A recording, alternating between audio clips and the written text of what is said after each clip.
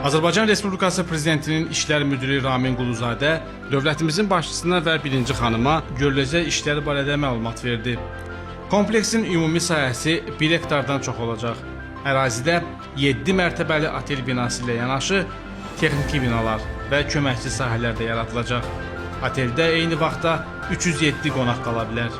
Burada 131 otaq, o cümlədən fiziki məhdudiyyətli şəxslər üçün otaqlar nəzərdə tutulur. Otel binasında müxtəlif ictimai yaşayış obyektləri, kafe, restoran, tədbir və ziyafət zalı yaradılacaq.